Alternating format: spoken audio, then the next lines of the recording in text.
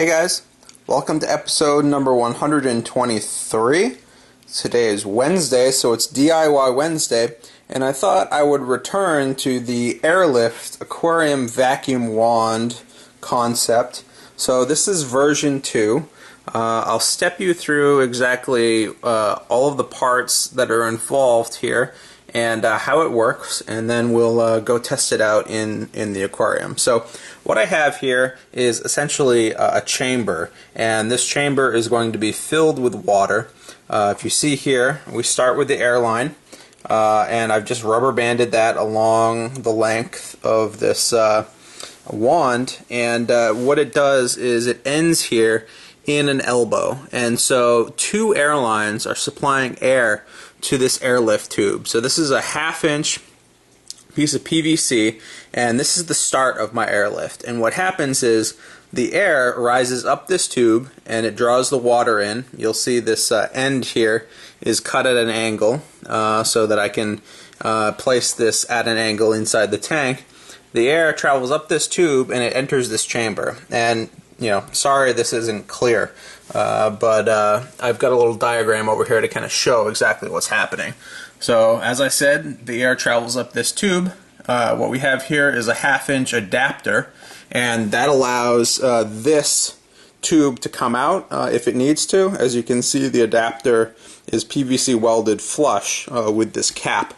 So we have the cap here, and then we have the 2-inch PVC tube, and there is another piece of 1/2 inch tube that goes part way up this chamber. And so what happens is the air feeds and the water feeds into this chamber, and obviously the air is going to escape out this top portion. What we have here is the 2-inch ends in a 2-inch by 1.5 inch reducer. That's this piece right here. And then right next to that we have 1.5 inch to 1 inch bushing, which fits right inside that reducer. And then the 1-inch pipe fits right inside that bushing. So that essentially reduces my chamber down to a 1-inch handle, which is what you can hold on to. And that's going to allow all of the air pressure to escape out the top of your tank. So as long as your tank isn't taller than this wand, you'll be all set. And so what happens down here is your air gets to escape, and then your water kind of sits in this chamber, and the only way for it to exit is to actually fall down here through this area, which is stuffed full of filter floss, and then it exits back out this cap. And if you see here on the end of my cap, I've drilled plenty of holes which will allow all of that water to exit this chamber. So essentially what we have going on is the air that's lifting the dirty water into this chamber, and then the clean water gets filtered through the filter floss back out into the aquarium. So that's kind of how it works. Those are the parts that are involved in creating one of these. It only took about half an hour to create, and it was probably under $10 in materials. Some of the fittings were kind of expensive, but not that bad. I think the cap was like $2.50, and some of these were $1 or $2. But if you want to get a sense for if this thing works, here's a 3-inch model that I created, and this is just a piece of batting material that was inside of this chamber here. And this was after maybe 5 minutes of use, so you can see all of the junk that this thing collected inside of this chamber. So what we would have to do is plug this into an air pump, and then after we were done cleaning our aquariums, you can clean multiple aquariums, you can do all of your aquariums that you have with something like this. What you'd want to do is take this fitting off, so none of this is PVC welded together. It's all loose fittings. The only thing that's welded is this fitting right here, which sits flush inside this cap. What we'd want to do is take this fitting off, and then you'd have access to the inside of this chamber. You can pull all the filter floss out. You can either wash it, or you can just throw it away and get more filter floss. It's fairly inexpensive. And then you put it back together and you can go at it again.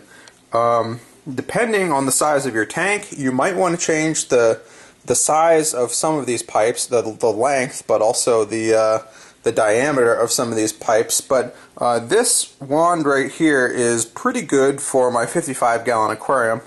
And as always, these aquarium vacs tend to be best on bare-bottom tanks. If you have sand, if you have stones in the bottom of your tank, it's going to plug this thing up. But that's kind of how it works. This is what it looks like. It's a fairly slim design, a lot better than what I started with. So let's pick this thing up and go test it out in the tank. Alright, so here we are in the tank. I have my filter wand, my aquarium vac wand, hooked up to my air pump over here, and I have two airline valves that are completely open, and if you listen, you can hear a lot of gurgling, and what that is your air is starting down here, and by the time it gets up to the surface and it breaks at the surface of the water level inside your tube, it's kind of echoing within this chamber. So you're going to get a lot of big gurgling noises, but that's just the bubbles kind of popping at the surface. And you can actually see that reflected down here on the bottom. You might be able to see some of those weeds moving a little bit, and you can actually see some stuff actually getting sucked into that tube as it's just sitting right there, and that's just because of the sheer power that airlift tube has. Now, as I've learned in my previous videos, the best way to get good suction with an airlift tube like this is to keep that entire tube unrestricted.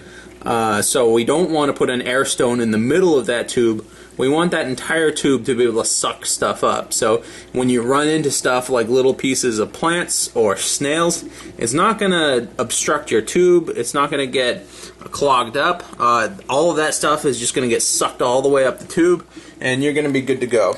So what I'm going to do is maneuver this wand a little bit, and I'll try my best to get some video of this in action so that you can see how well this works.